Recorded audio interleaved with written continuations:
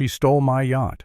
Not just any yacht, my boat, my slip, my private dock, all hijacked by an HOA vice president who thought a pink blazer and a clipboard made her queen of the coast. And the worst part?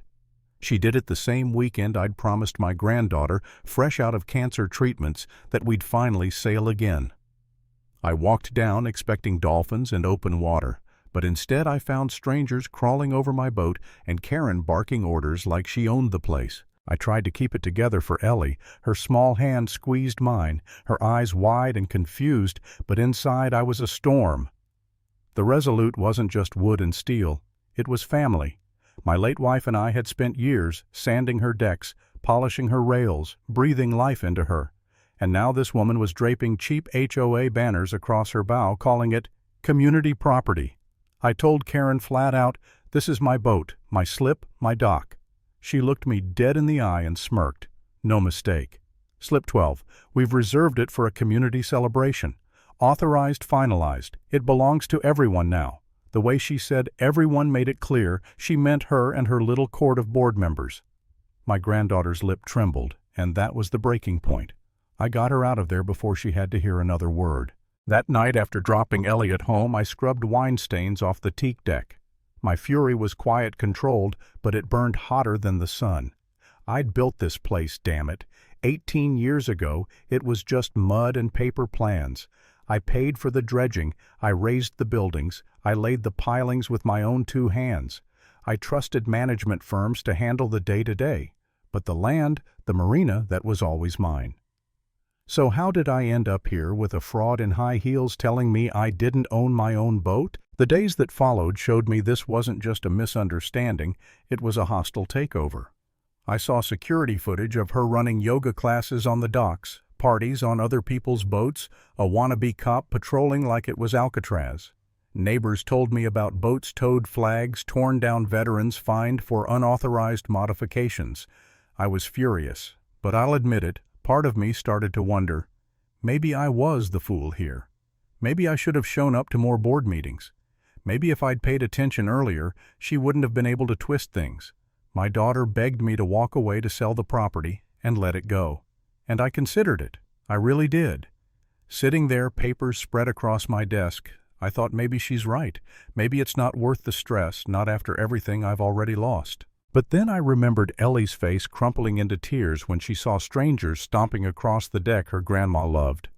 I remembered Mike, the Gulf War vet, telling me how Karen's pet security guard bullied kids for fishing.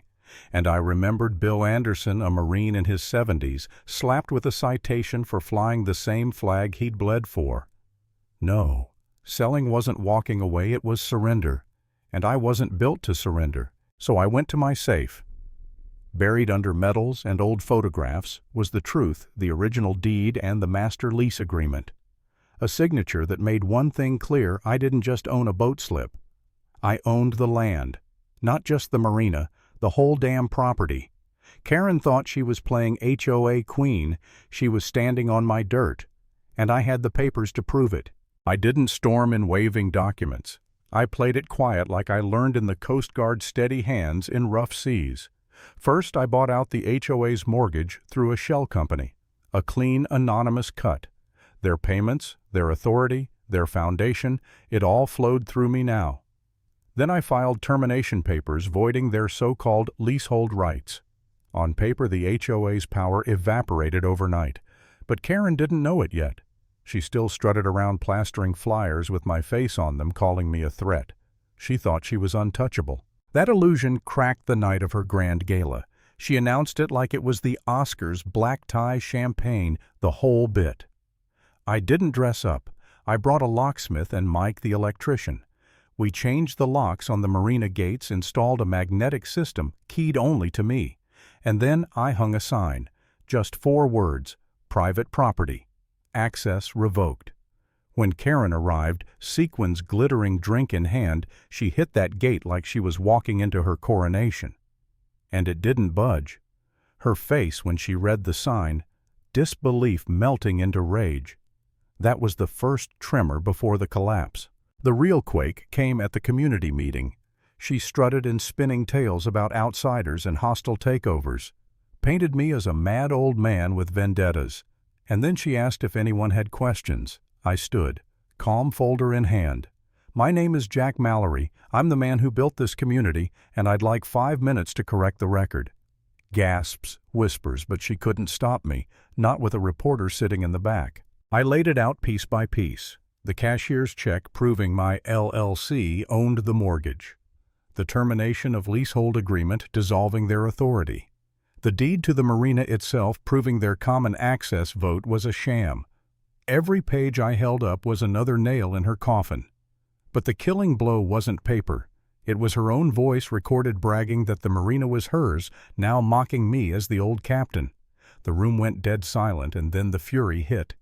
Residents shouted, veterans stood, families demanded answers. Bill Anderson rose to his feet and said it plain, "You lied to us. You used us. You owe us an apology, and you need to step down." Karen snapped. The mask shattered. She shrieked, "I am this HOA." Papers went flying. Accusations spewed. She even shoved a neighbor who tried to calm her.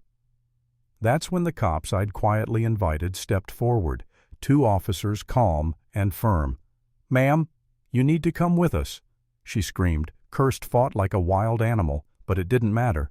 They led her out in handcuffs past the same neighbors she'd bullied, humiliated, and exploited. Her kingdom crumbled in that instant, and I stood there, folder in hand, voice steady as the room quieted. Yes, I said, it is over.